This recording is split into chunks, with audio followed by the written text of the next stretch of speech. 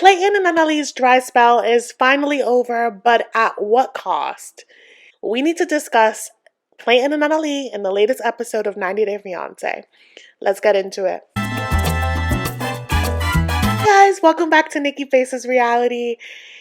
Y'all, I don't know if it's day 60 or day 61 of the 90-day process, but it took about 2 months for Clayton to finally get it in. This boy is grinning from ear to ear. But let's backtrack a little bit to how we got there. When we last left these two, they had this huge fight because Clayton was pressing Anali on the issue of, when are you going to tell your dad that we are engaged? As you guys know, Anali's father doesn't even know of Clayton's existence at this point. He questioned her over dinner. She was really upset because she really didn't want to answer any of the questions, and she ran off to the bathroom and was crying. Catch up with them in this episode with Clayton outside of the bathroom trying to get through to her. Clayton gives me the ick, but he really tries.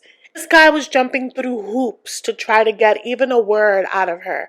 He was so comforting, and it felt off because if anyone should be crying in this particular fight, it should be Clayton. He's the one that's being hidden. And so he's questioning why she's crying. He's confused and he's like, you tell me that I don't understand why you haven't told him. Well, then explain it to me, which I don't think is a huge ask. He's outside of this door pleading, being like, please tell me something. And she finally opens the door and I guess she's like looking at him. And he's like, I just wanted to see that you were okay. And she's like, and I just wanted you to shut up.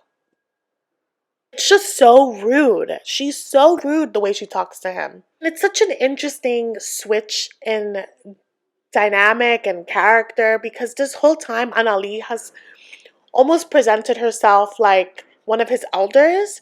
And in this moment where she doesn't want to have a conversation, she's like a rebellious teen. She's literally there just moping and he's like, can you say something?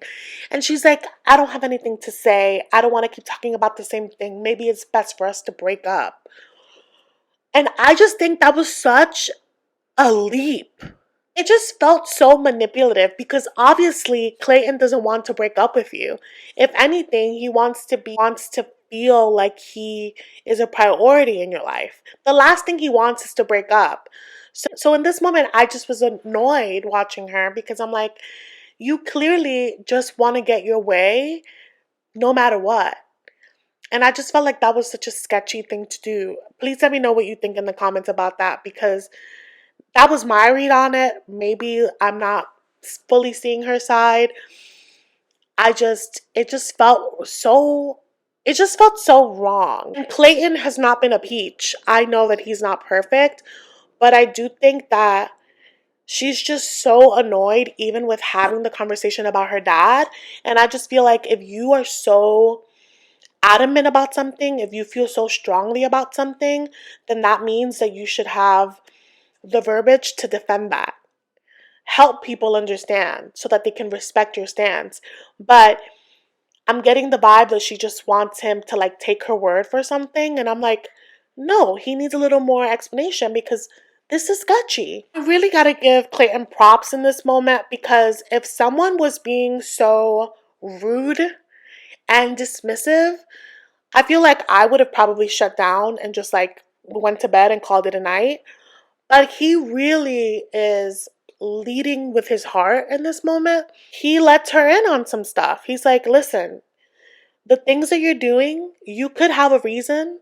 But for me, in my life, in my past, I had someone that was hiding me. And it turned out that they were cheating on me. So these signs that I'm seeing, I'm just questioning them because it's starting to feel a lot like that time. It was like, okay, like, I'm glad that he was vulnerable because his vulnerability stroked something in Anali's heart and she immediately reached out for his hand.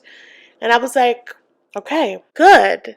I'm glad she didn't make him feel worse about what he's feeling. And so she's like, I don't want you to think that I'm hiding you The only person that doesn't know about you really is my father. And so she decides to make an Instagram post for him. And she like tells him the caption that she's writing. No me alcanzan las palabras para describir lo que siento por este ser tan increíble que llegó a mi vida para hacerme la chica más feliz del mundo. Eres mi persona favorita para toda la vida. Publicado. Why doesn't she show this part of her to him more? It could be editing, it could be that she's homesick, it could be a lot of things, I know that.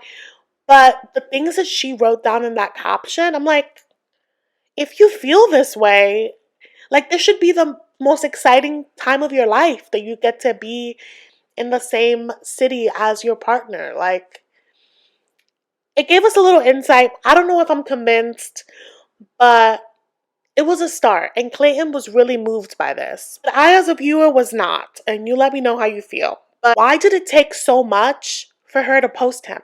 They've been together for 2 years. Was he not good enough then? Was he not good enough when they got engaged? Was he not good enough when she left everything she knew to come to America? He wasn't good enough then? Like, why did he have to beg? I don't know, you guys. In my experience, and I've been here before, but there's something so humiliating about a partner making you beg for crumbs. When they withhold something for so long that you've expressed that you like, it could be something as simple as flowers. You could beg someone for flowers for months and months. And every time, like, you expect them or you think you're going to get them, you're defeated when you don't. And then you finally get them and it feels cheap. It loses its value because you're like, doesn't even feel nice. Like, I had to beg you for this. That's how I would feel about this Instagram post. It just feels like this is bare minimum. 2.5 years in, that's when you feel comfortable. Also, you guys, this fight was about her keeping him a secret from her father. There's no resolution. Again, this keeps being a theme in all of these couples. They find no resolution for the fight. They just throw a band-aid on it. Because these two walk off to the bedroom and they're all giddy. She just fooled you with this Instagram post, but you guys have gotten no resolution. She hasn't even explained what you've asked. Like, why she hasn't told her dad. She hasn't given you a timeline of like when you can expect her to like tell him. No. Just zip. So this fight is going to happen again. Or even worse, I feel like Clayton is going to do the thing that he joked about. He's going to just tell her father himself. And then what? But we saw him carry her away to the bedroom, and I was like, it would be really funny if they did have sex just to like shut him up because she's in the wrong in this moment. And of course she did. She used her powers, okay? And, Clayton can't wait to talk about it. And he's like, oh, yeah, are you happy? Are you pleased? And then he starts doing some dance. And she's like, oh, I don't even know you right now. Uncomfortable, and walks out of the room. They're giggling and stuff. But I'm just like, I think also part of it is that she did have a conservative background. And maybe she doesn't feel comfortable showing PDA on camera. Like, it could also be that. I still am not convinced that she likes this guy. I just am not. To make the best of their time in San Diego, they're going on this little bike tour and they're riding around. And she's like, I really like San Diego. I could see myself living here. And Clayton is like, yeah, I can't afford to move you, me, and my mom here. And you could see that Anali's like, oh, his mom.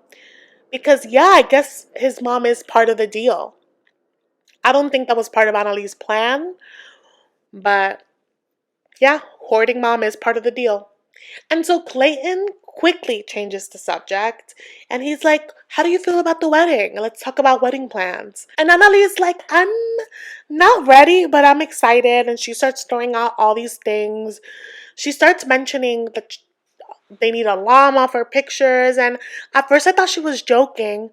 But then I think Clayton mentioned that is like a tradition in Peru. And I was like, okay, so a llama for like a photo booth? Funny, interesting. But her ideas keep getting wilder and more grand. And Clayton's like, I'm gonna need you to tone that down because I can't afford it. And so he then says, I think we're gonna need my sister's help. And when he said that, I'm like, help like financial help or help like help us plan it? And so he's like, you know what? I'm going to call my sister. And he's like, she's been married and divorced 3 times, so she's the right person to call for this. And Ian is a shady little man. I will say that. So he gets on the phone with his sister. She's like, hey guys, oh, where are you? She didn't even know he was on vacation. And here this little man goes and is like, yeah, so I need you to do this and this and this. And it's like, it was just very rude. I didn't like his entitlement in the way he spoke to his sister. His sister had already said that she was starting to plan a bachelorette party for Anali. And Anali never said thank you. She was just like, okay. And I was like, and then as they're explaining to the sister that they want a llama and all these things, the sister's like, you're kidding, right? I heard that and I was like, you're joking. I would imagine that a person from Middle America hears that and is like, am I being punked? And never once did he explain the importance of it. He was just like, I want the wedding to have things in her culture. And yeah, so I need this, I need that. And the sister's like, do you think that I don't have a life? Just felt this whole interaction felt off to me because again, he wasn't asking from a place of we need support. I don't know where to start. No, he was just throwing all this responsibility to her. I just thought that it was so off because one, their relationship is rocky and they don't seem close enough for me to be like, can you plan my whole wedding? Two, your sister didn't even know that you were on vacation in San Diego. So she wasn't good enough to get a life update, but she's good enough to spend her hard earned money and plan your wedding. And as we know, his sister has a bit of a short fuse, and she immediately hung up. She did not entertain this. Ali is very confused, but then she says, oh, she seems a little more stressed about this than us. And I'm like, of course she's more stressed than you because your fiance threw all this responsibility to her. So, yes, if anyone's going to be stressed, it would probably be her. I didn't like that. I didn't like that dismissiveness of his sister's feelings. Both of them. It was just so rude. What did you guys think about that conversation? What was your read on it? Also, I've noticed with Clayton that he throws on this like, it's not a macho man, but this, I don't know if it's because he's making up because he's short, but there's like this persona of like this authoritative person that comes off like a dick. I don't know. Anali and Clayton really take turns being insufferable for me. And in this episode, they both do it. Yeah. I don't really know what's up with these two, but I really look forward to seeing his sister hand it to him probably in the next episode. Let me know what you think about it. Thank you guys so much for watching. Please do like and subscribe so that you don't miss out on any of my recaps, and I'll see you in the next one.